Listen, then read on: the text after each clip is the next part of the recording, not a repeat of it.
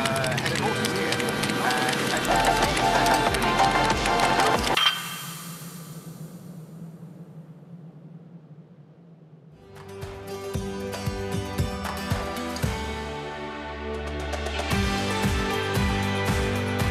Well, I don't know about you, but I am so easily distracted.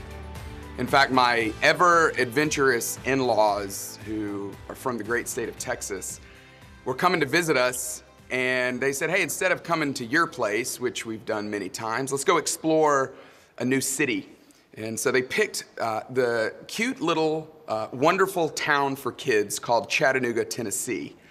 And so I left work in the evening, drove to Chattanooga, which was about 2 hours away. My wife had picked up my in-laws from the airport and had our kids in tow and met at this house that we were renting to stay at for just a few days. I had to leave the next morning to go back to work for just a day or two. But when I got there, my mind was still occupied with all of the thoughts that I still had not decompressed from work. And I get to this house, there was this storm that was brewing. There was already some thunder, one of those summer afternoon storms. The owner of the house was standing in the driveway, and so I immediately jumped out of the car to greet him. I was thinking already about all the things I needed to unload to get into the house for us to have a great stay. Just 2 minutes later, my wife pulls up with my in-laws, our kids. We've got 5 kids, and so it's a circus everywhere we go. So I greeted everyone, said hello to everyone, did a quick walk through the house, made sure everybody's stuff got in. As a dad, I did the most complex thing that any parent has to do. I unpacked the pack and play and got it set up for our youngest child. That's the true test of parenthood, how quickly you can set up a pack and play. I got everyone's stuff all set up. My kids had found a dartboard, so I had to make sure that the older 2 would quit throwing the darts at each other's face so as to avoid any injury. And by the end of the night, after putting everyone to bed, I finally myself laid down in bed about 10 o'clock. Had to get up the next morning at about 4:30 to jump in the shower and then rush off to work. The next morning when I stepped into the shower, my first thought was, where did I put my car keys? Anyway, I thought, well, surely this will work out just fine. Seemed like a relatively safe location. And so I walk outside to get in my car to make the 2-hour drive back to the office, and my car was gone. I thought, would my father-in-law have moved my car? Why would he do that? Where could this thing have gone? I've never lost a car. I've never put a car where I couldn't find it, and yet it wasn't in the driveway anymore. It had been stolen. First time ever for me to experience a stolen car. I hope you've never experienced a stolen car. It did end up getting recovered a week later, but it gave me such a great realization as to how distracted I really can be in life. Distractions are real. Distractions are significant. They affect our lives in almost every area of our life. In fact, it's never been a bigger problem than it is right now at work for people.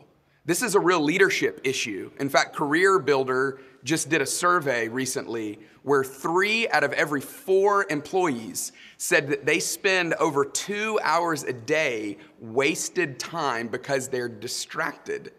And on the list of things that are most distracting, of course, the smartphone being number 1, email being number 2, technology in general being number 3, social media being on the list as well. These are new challenges that we're having to work through together as humans. We've never experienced these before, and the distractions are growing and growing and growing. And they know no age. Every generation is affected by these distractions.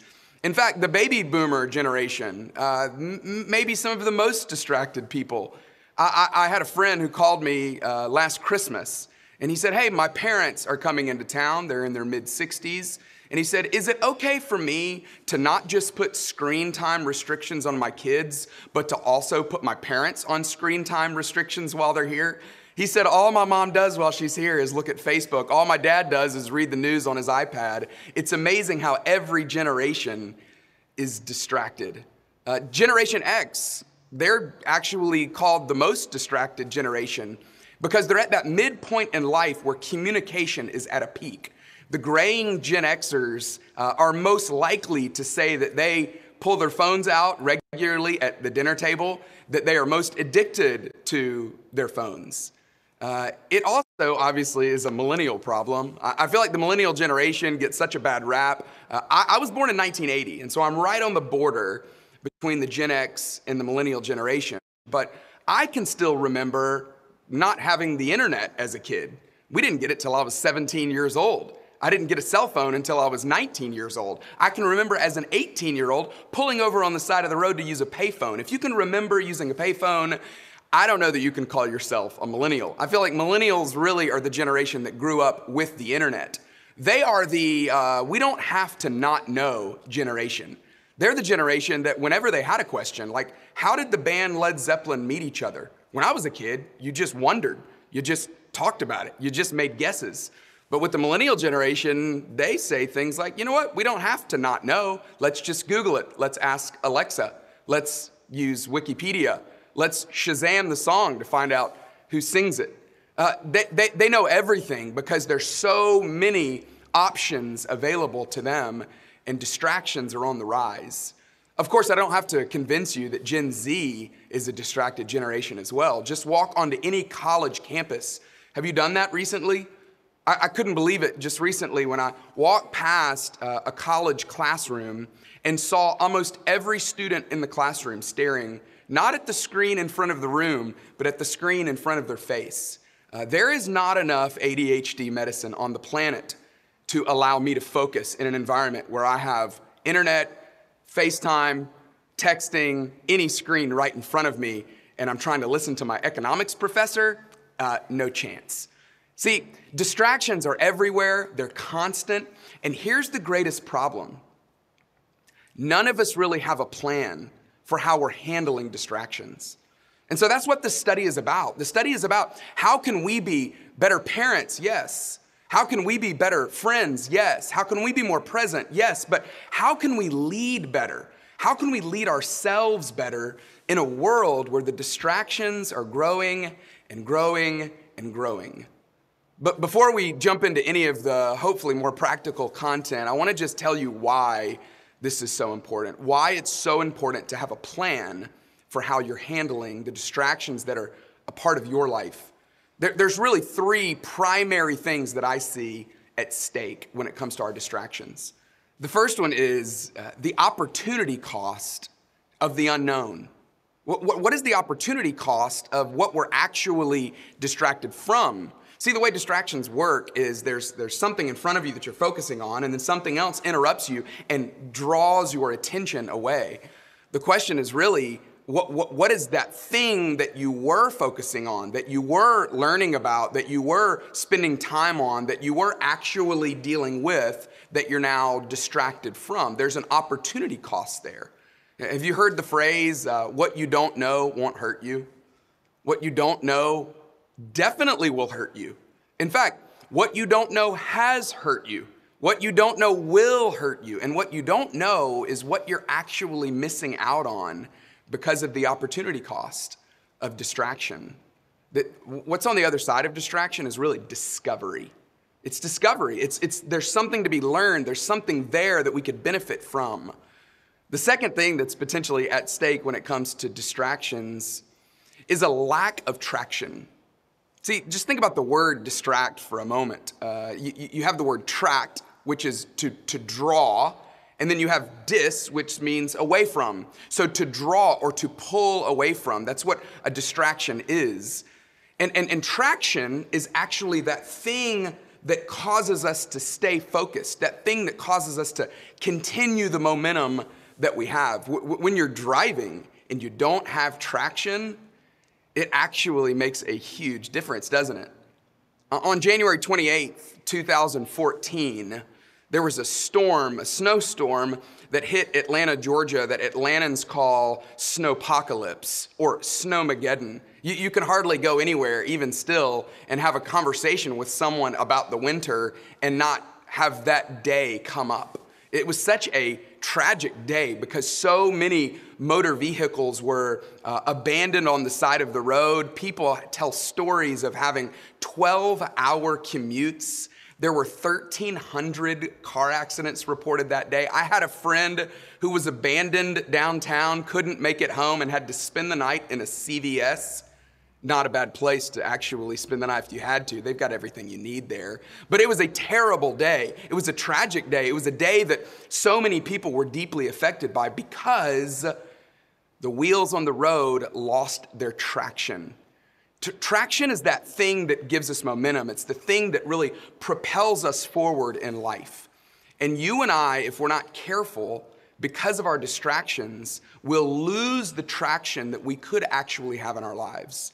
In fact, distraction-filled days will eventually lead to tractionless lives. And that's what's really at stake. Thirdly, what's at stake is the failure to live your best life.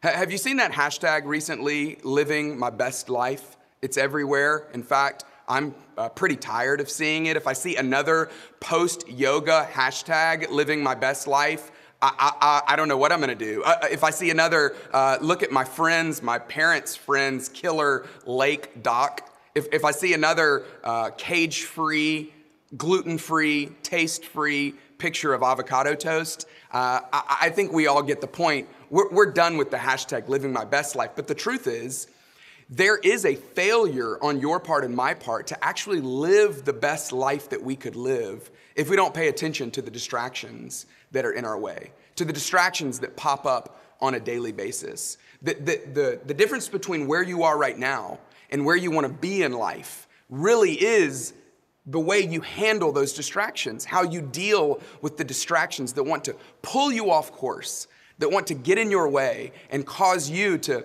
interrupt the plan that you have for your life, maybe the plan that God has for your life. And so I hope that you feel the weight of this conversation. I know I certainly do. I certainly feel the importance of understanding how to have a plan, how to deal with the distractions that we're living. The global community walking the planet right now, this society that we're in, is the most stressed, most depressed, most anxious, and also most medicated group of people to ever live on planet Earth.